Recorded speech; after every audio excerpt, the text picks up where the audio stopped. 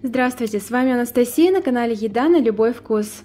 Минимум продуктов, которые есть в каждом доме, легкий рецепт и хороший вкус домашней выпечки. Давайте приготовим пышный и мягкий кексовый пирог на молоке без сливочного масла.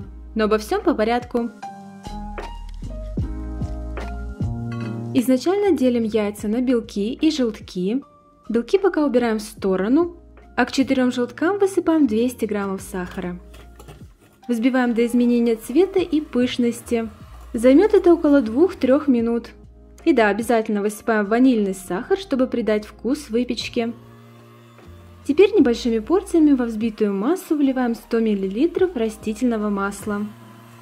Используйте масло максимально без запаха. Тщательно все взбили. Теперь отдельно в 100 мл теплого молока высыпаем 8 граммов разрыхлителя для теста. При размешивании молоко активно начнет пениться. Теперь это пышное молоко, если можно так выразиться, вливаем во взбитую желтковую массу. Также постепенно взбиваем миксером на малых оборотах. Убираем пока в сторону. Быстренько отдельно взбиваем 4 белка с добавлением небольшого количества соли в пышную стойкую пену. Это все тоже занимает около пары минут. Возвращаемся к желтковой части. В нее добавляем муку, доводя до сметанообразной густоты. Размешиваем пока без включения миксера. Всего ушло муки 280 грамм. Но здесь внимание, мука может быть другая. Ее может понадобиться чуть больше или чуть меньше.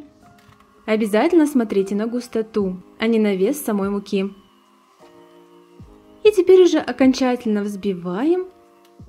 Остается вмешать в тесто взбитые яичные белки, которые и придадут пышность.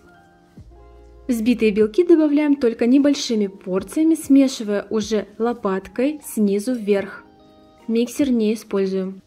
Сохраняем максимум воздушности.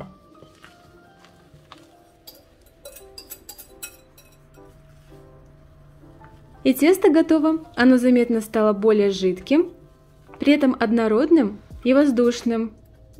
Форму использую 22 см в диаметре. Форму можно смазать маслом и присыпать обильно мукой, либо застелить пергаментом. Пергамент обязательно тоже смазываем, какой бы он ни был. Перекладываем тесто, разравниваем и отправляем в горячую к этому времени духовку. Выпекаем 50 минут при температуре 180 градусов, нагрев вверх и низ. Чтобы проверить готовность, не открываем духовку ранее, чем 40 минут. И готовность определяем сухой шпажкой. При протыкании середины она должна быть такой. Кекс достаем, сразу же остужаем на решетке и по желанию украшаем. Для этого я смешиваю сахарную пудру небольшое количество с кипяченым холодным молоком. Просто по-домашнему, бюджетно и аппетитно. Давайте разрежем.